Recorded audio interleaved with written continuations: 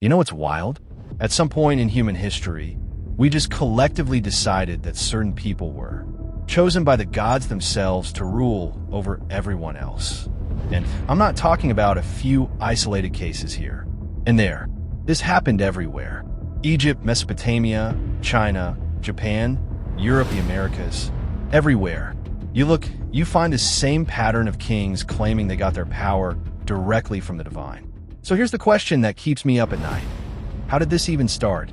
Like, who was the first person to stand up and say, hey everyone, the gods told me I'm in charge now, and actually have people believe them? Let's dig into this, because the story of divine kingship is honestly one of the most fascinating chapters in human history, the dawn of everything. Picture this. You're living around 10,000 years ago. Your tribe has maybe 50 people, 100 if you're lucky. Everyone knows everyone. You hunt together, you gather together, you share food. Sure, maybe there's someone who's really good at tracking animals, or someone who knows which plants won't kill you. But there's no real hierarchy. No kings, no emperors, no presidents. Then something massive happens. Agriculture.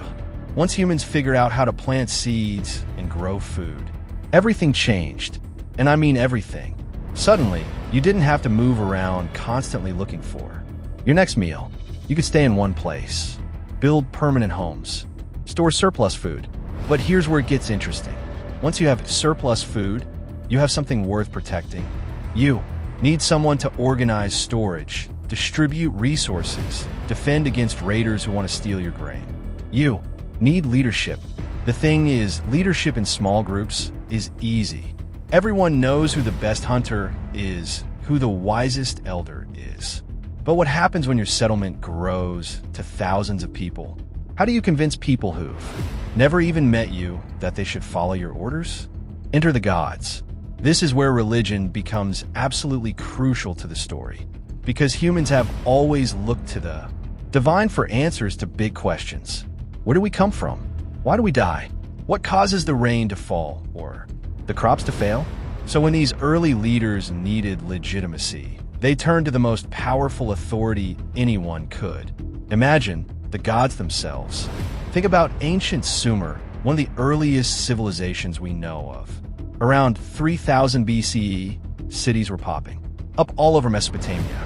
Each city had its own patron deity, and guess who the gods supposedly chose to represent them on Earth? The king. The Sumerian kings weren't just political leaders, they were literally called Lugal, which means big man, but they were also the chief priests. They were the bridge between heaven and earth.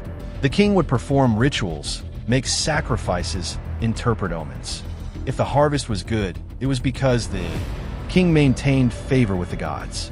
If there was a drought, well, maybe the king needed to make a bigger sacrifice or build a more impressive temple. The whole system reinforced itself. Egypt takes it to another level. But nobody, and I mean nobody, took divine kingship further than ancient Egypt. The Egyptians didn't just say their kings were chosen by the gods.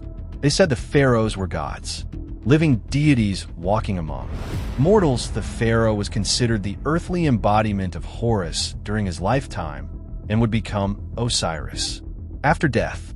This wasn't metaphorical. This wasn't symbolic. To the ancient Egyptians, this was literal truth. When you looked at the pharaoh, you were looking at a god in human form. Can you imagine the power that gave them? You're not just obeying a king, you're obeying a deity. Rebelling against the pharaoh wasn't just treason, it was blasphemy. It was cosmic disorder.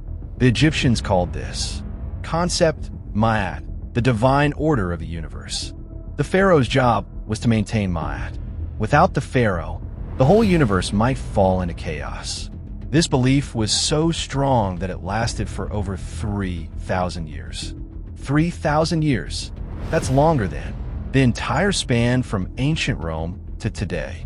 The sheer staying power of this idea is mind-blowing. The mandate of heaven. Now let's jump over to ancient China, because they developed their own fascinating version of divine kingship, called the mandate of heaven. This concept emerged during the Zhou dynasty around 1046 BCE, and it's Actually pretty sophisticated when you think about it. The Chinese believed that heaven, which they called Tian, granted the emperor the right to rule. But here's the twist. Unlike in Egypt where the pharaoh was divine no matter what, the mandate of heaven could be lost. If a ruler became corrupt, if there were natural disasters, if the people suffered, these were signs that heaven had withdrawn its mandate. This created a kind of divine accountability system. A ruler couldn't just do whatever he wanted and claim divine right. He had to actually, rule well, or at least maintain the appearance of ruling well. If things went badly enough, if there was widespread famine or devastating floods, rebels could claim that heaven had transferred the mandate to them. It's almost like a divine performance review. Sorry, Emperor, heaven's not happy with your quarterly results. We're going to have to let you go and give someone else a shot. Europe and the Christian kings. Fast forward to medieval Europe, and you see divine right taking on a whole new flavor with Christianity. European kings claimed they were appointed by God to rule, citing passages from the Bible like Romans 13 verse 1, which says, "Let every person be subject to the governing authorities, for there is no authority except from God, and those that exist have been instituted by God." The coronation ceremonies were elaborate religious rituals. The king would be anointed with holy oil by a bishop or archbishop, similar to how priests were ordained. This wasn't just a nice ceremony, it was a sacrament. It transformed the king into something sacred. One of my favorite examples is the French kings who claimed they could perform miracles. Starting in the Middle Ages, French and English monarchs would hold healing ceremonies where they would touch people suffering from scrofula, a form of tuberculosis that caused swelling in the neck. Thousands of people would line up to be touched by the king because they genuinely believed the royal touch could cure them. King Louis XIV of France supposedly touched over 2,000 people in a single ceremony. Whether anyone was actually healed is, well, doubtful. But the point is that people believed the king had divine power, the divine feminine. Here's something that often gets overlooked in these discussions. It wasn't always about kings. There were queens who claimed divine authority too.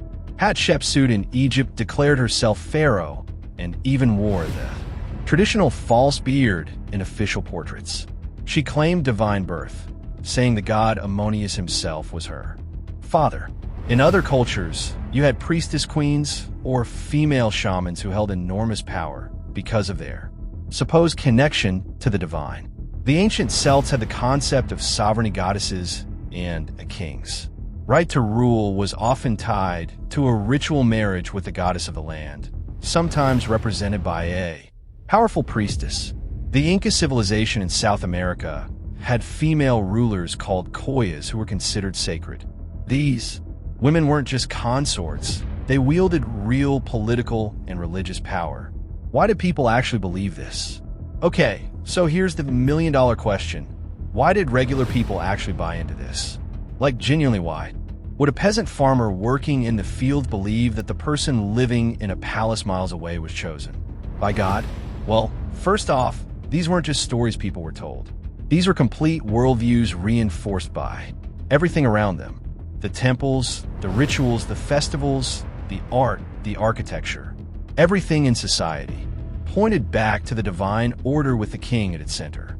Education was controlled by religious institutions. The priests who could read and write were the ones recording history, and guess what they wrote? Stories that reinforced the divine right of kings. It's not a conspiracy, it's just that people naturally reinforce the worldview they're part of. Plus, there's a psychological element. Humans crave order and meaning. The idea that there's a divine plan, that someone chosen by the gods is in charge, that the universe has structure and purpose, that's incredibly comforting. The alternative is chaos, uncertainty, the terrifying possibility that nobody's really in control, and everything is random. When the illusion cracks. But here's what's really interesting. The concept of divine kingship eventually started to crumble, and it happened at different times in different places. In some cases, it was gradual. In others, it was sudden and violent. The Enlightenment in Europe really threw a wrench in the works. Philosophers like John Locke started arguing that government was a social contract between rulers and the ruled, not a divine mandate. The American Revolution explicitly rejected the idea of divine right. The Declaration of Independence says governments derive their just powers from the consent of the governed, not from God. The French Revolution went even further, literally executing their king and declaring the end of monarchy. Altogether, can you imagine how earth-shattering that must have been? For thousands of years, the king was sacred, untouchable, chosen by God. And then suddenly, guillotine, the last divine kings. You might think this is all ancient history, but divine kingship survived way longer than you'd expect. The Japanese emperor was considered divine until 1946, when Emperor Hirohito was forced to renounce his divinity. After World War II, that's less than 80 years ago, there are people alive today who remember when the Japanese emperor was officially a living god. Even now, some monarchies maintain elements of divine right. The king of Thailand is considered semi-divine, and there are strict laws against insulting the monarchy. The Sultan of Brunei claims to rule by divine right as an absolute monarch. So this isn't just a historical curiosity. The echoes of divine kingship are still with us. What it all means. Looking back at all this, what strikes me most is how universal this pattern is. From the Aztec emperors in Mexico to the pharaohs in Egypt to the emperors of China, human societies independently developed this idea that rulers were chosen by or descended from the divine. Maybe it says something fundamental about human nature. We want to believe there's order in the world. We want to believe that the people in charge deserve to be there for some cosmic reason, not just because they were better at violence or happened to be born to the right parents. Or maybe it's simpler than that. Maybe the people who wanted power just figured out that claiming divine approval was the most effective way to get it and keep it. Swords and armies can control people's bodies, but religion can control their minds and hearts. The truth is probably somewhere in between. The kings who claimed divine right probably believed it, themselves to some degree. And the people who followed them genuinely believed it too. It wasn't all manipulation, and it wasn't all genuine faith. It was both, tangled together in a way that's impossible to separate. What's clear is that for most of human history, we couldn't imagine government without